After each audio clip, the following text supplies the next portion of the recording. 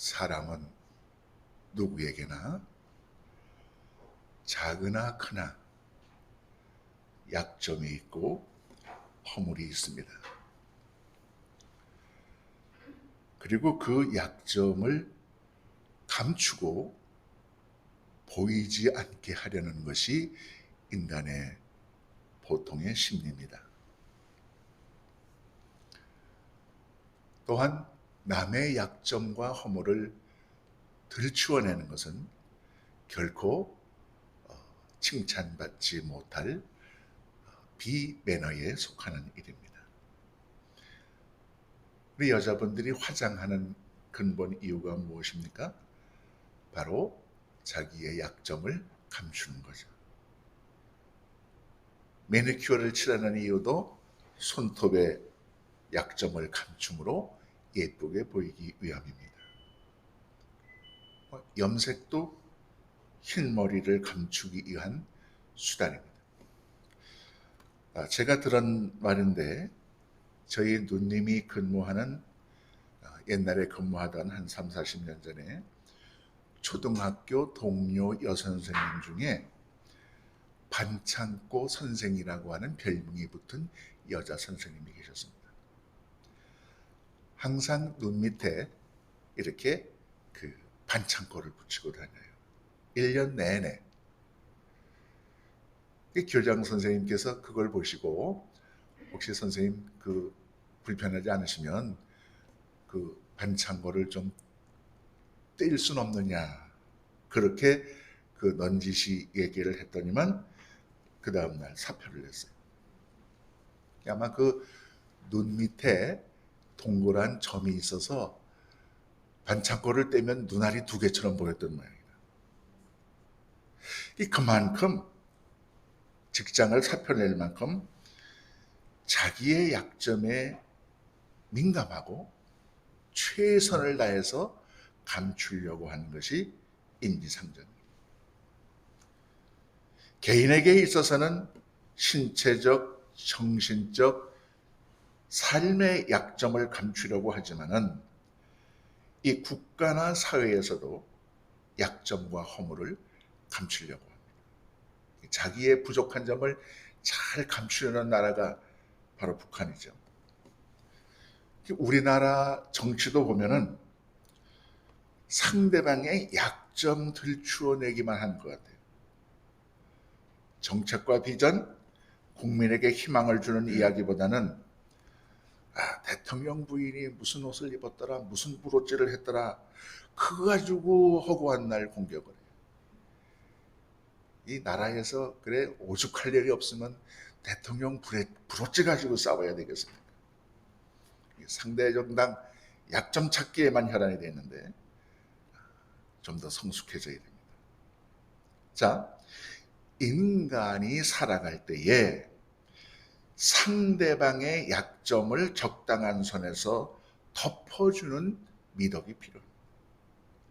끝까지 반창고를 떼어내고 보기 흉한 점을 보겠다고 벼르면 남는 것은 극한의 대립과 혼란뿐입니다. 상대방이 스스로 아파하고 있는 약점을 굳이 파헤치려고 하지 않아야 합니다. 그런데 이러한 인간의 본능과도 연결되는 한 인간의 약점과 신체적 결함을 만인에게 드러내놓으라고 예수님께서 명령하십니다. 감추어 주어도 모자랄 형편인데 그 약점을 드러내라는 겁니다. 이해할 수 없는 사건입니다. 약점은 덮어주는 것이 사랑인데 사랑의 예수님께서 그 약점을 들추어내라는 겁니다. 한 회당에 들리셨을 때 한편손 마른 사람이 있었어요. 하필이면 그날이 안식일입니다. 이제 이 오늘 주제는 안식일 논쟁인데 우리가 안식일 논쟁은 잠깐 접어두고 그 한편 손 마른 사람, 다른 복음에서는 오른편 손이라고 그랬나요? 한쪽 손 마른 사람을 우리가 주목해서 보면서 말씀을 나눠보겠습니다.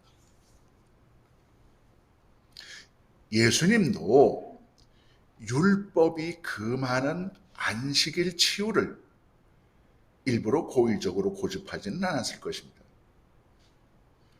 안식일 날 병자를 고쳐주면 자기를 향해 다가오는 율법주의자들의 따가운 비난의 눈초리를 충분히 이해하셨을 겁니다.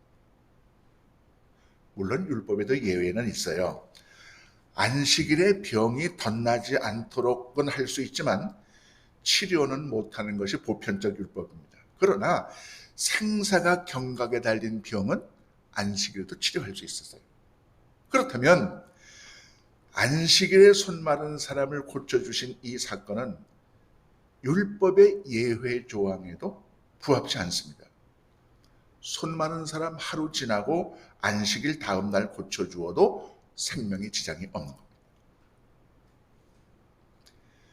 그러나 하루라도 고통의 순간을 연장시키지 않으시려는 예수님께서, 생명과 사랑의 예수님께서 그 오른손 마른 사람을 고쳐주십니다. 그러면서 예수님께서 안식일의 본래 목적은 생명을 살리는 거다. 예수는 안식일의 주인이다. 이 메시아 계시가 여기서도 나타나고 있습니다. 안식일 날 한편 손 마른 사람을 고쳐주시면서 이제 예수님은 세 가지 야속한 명령을 내리십니다. 손 마른 사람에게 그 오른손을 내밀고 일어서서 흔들라고 했을 때 얼마나 야속했겠습니까? 손 마른 사람에게 내리시던 그 명령은 바로 오늘 이 자리 우리에게도 내리시는 명령이기도 합니다. 안식일 날 회당에서 한편 손 마른 사람에게 내리시는 그 명령을 오늘 아침 우리가 경청해야 합니다. 첫째로 야속한 명령은 군중 한가운데서 일어서라는 명령입니다. 그 환자는 많은 무리 가운데 끼어 있었습니다. 행여 누가 볼까봐 마른 손을 감추고, 한 손을 넣어서 감추고 저 뒷자리에서 예수님 말씀하는 것을 지켜보았을 겁니다. 근데 예수님은 그 사람을 지목해서 거기 당신 그 자리에서 일어서십시오. 손 마른 불구자가 된 것도 서러운데 일어서라는 겁니다. 공개 망신 주려고 한 것이 아닙니다. 한가운데 일어서라는 명령은 비록 그 오른 한편 손 마른 사람에게는 야속한 명령이지만은 그것은 생명을 사랑하는 예수님의 치유의 명령이었습니다. 한가운데 일어서라는 것이 뭐예요? 용기를 가지라는 말씀이에요. 불구자가 자신의 핸디캡이 있는 부분을 노출시킨다고 하는 것은 보통의 용기가 아닙니다. 그것은 현재를 박차고 미래에 도전하라는 명령입니다. 지금 불구자입니다. 일어서봤자 불구자입니다. 믿져야 본전입니다. 그러나 주님 말씀하시니 용기 있게 일어서는 겁니다. 예수님께서 그 한편 손 마른 사람에게 일어서라고 하는 것은 믿음을 가지라는 말씀입니다.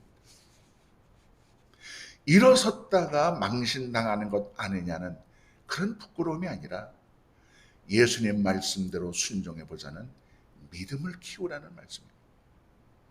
그런가 하면 일어서라는 그 말씀은 소극적인 삶을 버리고 적극적인 삶으로 나서라는 명령입니다. 여러분, 이 사람은 항상 숨어 다녀요. 항상 남의 뒤에서요. 모두가 일어서도 항상 혼자 뒤에서 숨어요. 소극적이며 폐쇄적이며 부정적인 삶을 살았어요. 근데 많은 사람 앞에서 홀로 바짝 마른 손을 가지고 스스로 일어서 본 적이 없는 사람입니다. 그러므로 예수님께서 무리 가운데서 일어서라는 말씀은 적극적이 되라, 개방적이 되라, 긍정적이 되라는 말씀입니다. 여러분, 우리의 삶도 마찬가지죠. 언제까지나 숨어서 소극적으로 살아서는 안 됩니다. 항상 남의 눈치만 보고 중간쯤만 따라가자. 그런 무기력한 삶이 되어서도 안 됩니다. 용기를 가지고 믿져야 본전이라는 마음으로 비관과 절망이라는 현재를 박차고 일어나서 적극적이고 진취적이고 창조적인 걸음을 걸어야 한다는 겁니다. 그것이 믿음이고 그런 사람이 용기 있는 신앙인이 됩니다. 여러분, 자신의 약점을 부끄러워하지 마세요. 감출수록 더 불행해집니다. 애써 숨기려고 고민하지 말고 소극적인 삶을 버리고 창조적으로 살아야 합니다. 믿음과 용기를 가지고 무리들 한가운데서 우뚝 일어서야 합니다. 그래, 나 오른손 말랐어. 내 손 마르는데 당신들이 보태준 거 있어? 당신은 당신의 인생 살고 한편 손 마른 나는 이 손 가지고 내 인생 사는 거예요.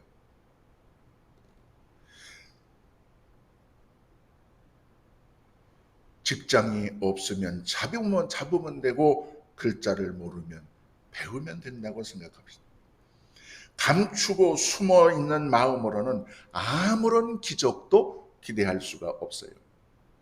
야속한 명령일지라도 예수님의 그 명령 순종해서 우리의 삶의 자리에서, 약점의 자리에서, 부족함의 자리에서, 연약한 자리에서 일어서야 합니다.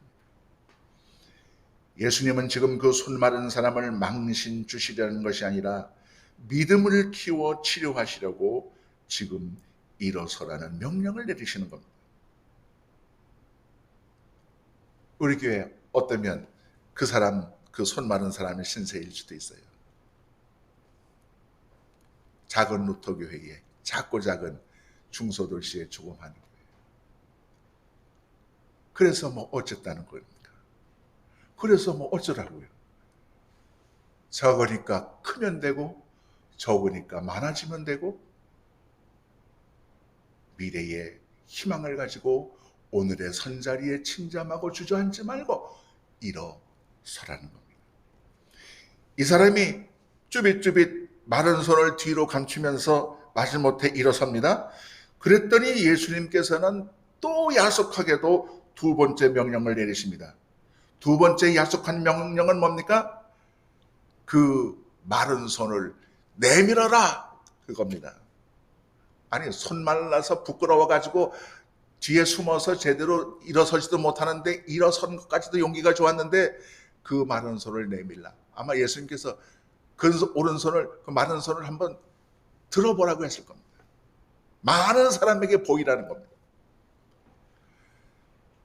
여러분, 이럴 때 우리가 쓰는 사자성어가 있죠? 점입가경입니다.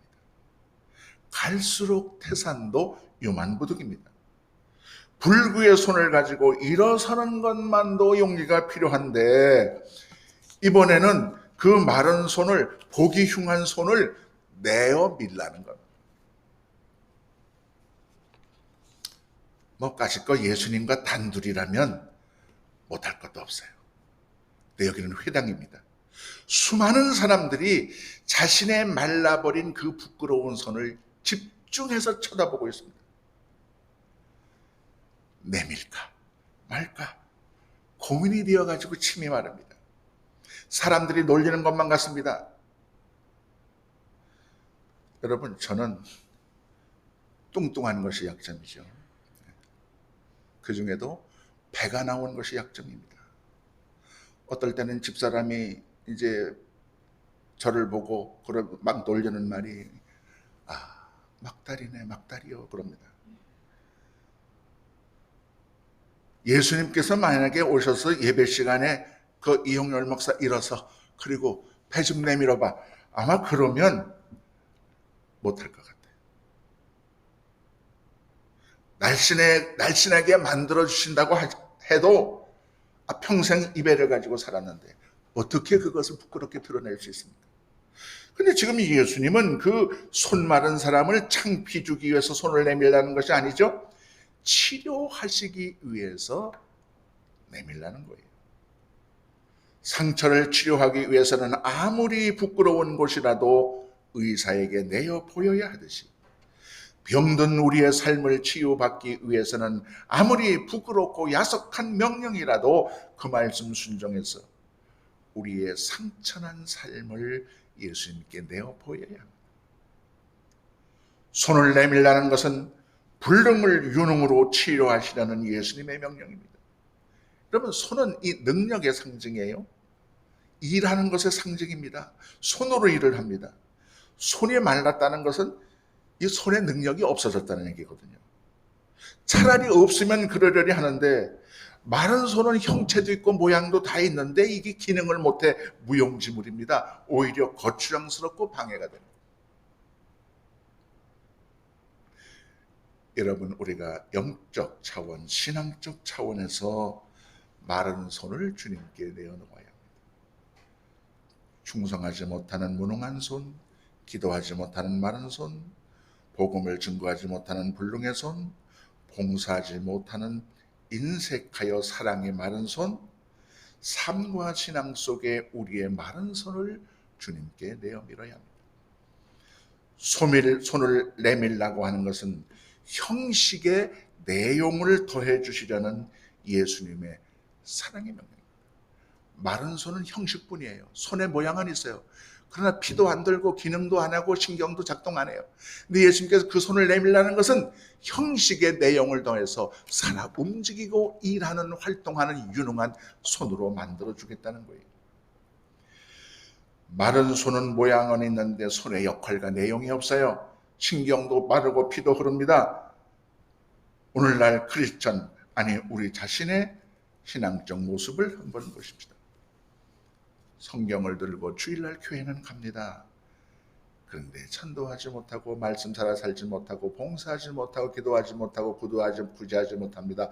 신앙의 형식은 있는데 완전한 신앙인의 모습은 분명한데 신앙인의 삶의 내용이 없습니다. 그렇다면 영적인 마른 손을 주님께 내어 밀고 치료받아야 할 사람은 바로 나 자신인 겁니다. 손을 내밀라는 것은 타율을 자율로 바꾸려고 치료해 주시려는 주님의 명령입니다. 마른 손은 스스로 움직이지 못합니다. 나머지 한쪽 손이 데리고 와야 됩니다. 구역 예배도 데려다 놔야 하고 주일 예배도 모셔다 놔야 하고, 이 타율적 신앙, 그게 바로 손이 마른 것과 같습니다.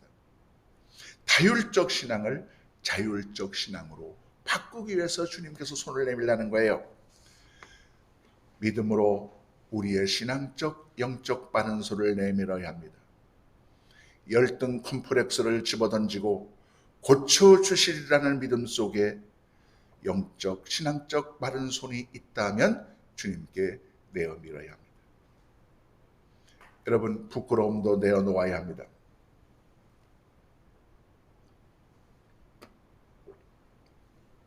마른 손은 정말 내놓기 싫은 부끄러운 부분입니다. 부끄러운 죄, 부끄러운 행위를 사람에게가 아니라 주님께 내어놓으면 치료해 주십니다. 온전히 주님께 맡겨야 합니다. 마른 손을 내밀 때 주님 마음대로 하시옵소서. 저는 이 부족한 손을 내어놓습니다. 주님 뜻대로 치유하여 써주십시오. 이제 더 숨길 것이 없습니다. 이게 전부 답니다. 자기 부정의 마음으로 온전히 주님께 드러내어 맡겨야 합니다. 그때 치료하시는 주님의 기적의 역사가 일어납니다.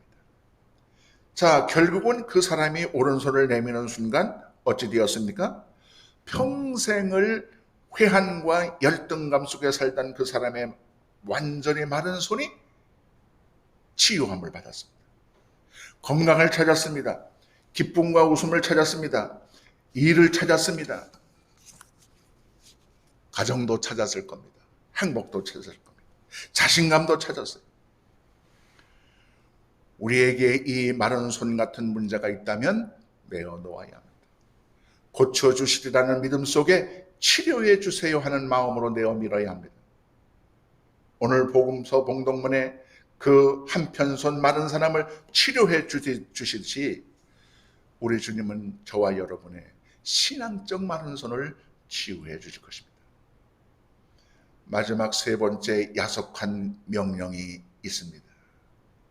성경에 언급되지는 않았지만 세 번째 야속한 명령이 있었을 겁니다. 그 명령은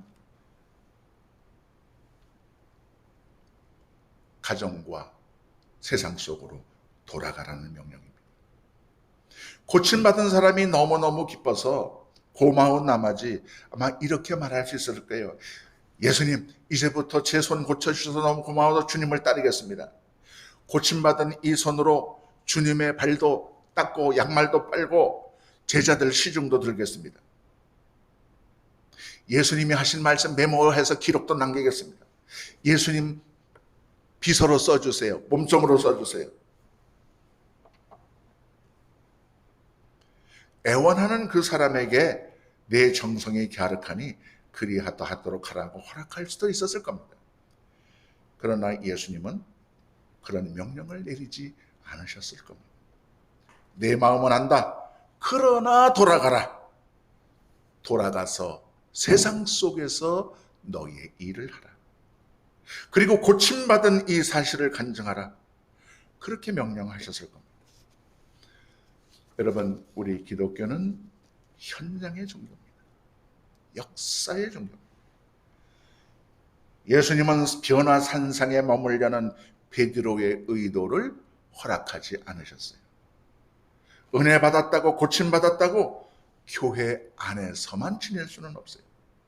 다시 삶의 현장으로 돌아가야 합니다.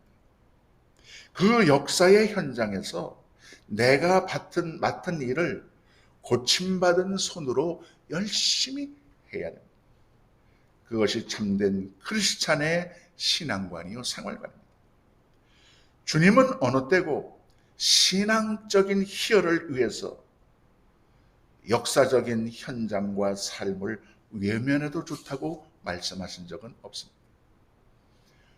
오늘 우리는 우리를 사랑하시기 때문에 자신에게 다가오는 위험을 무릅쓰고 안식일에 치료를 해주면서 우리를 향해 명령하시는 주님의 음성을 들을 수 있어야 합니다. 좌절과 수치의 자리에서 일어섭시다. 부끄러움과 오욕의 자리에서 벌떡 일어서십시다. 갖은 비난과 비아냥이 들리더라도 꾹 참고 부족한 현재에서 일어서야 합니다. 그리고 말라버린 우리의 두 손을 주님께 내어놓아야 합니다. 부끄러워도 숨김없이 내어놓아야 합니다. 야속한 명령이지만 순종하는 마음으로 내어놓아야 합니다. 주님 뜻에 맡깁니다. 믿음으로 내어놓아야 합니다. 세상 사람들은 우리들의 부끄러운 마른 손을 보고 비웃고 조롱할지 몰라도 예수님은 저와 여러분의 약점에 가슴 아파하실 겁니다. 저와 여러분의 신앙적 영적인 마른 손을 보고 안타까움에 눈물을 쏟으실 겁니다. 우리가 손을 내밀면 주님께서 치료해 주십니다. 예수님께서 치료해 주시면 고침받은 그 손으로 세상을, 주님을 섬겨야 합니다. 이것이 주님께서 우리에게 야속한 명령을 내리시는 이유입니다. 기도하겠습니다.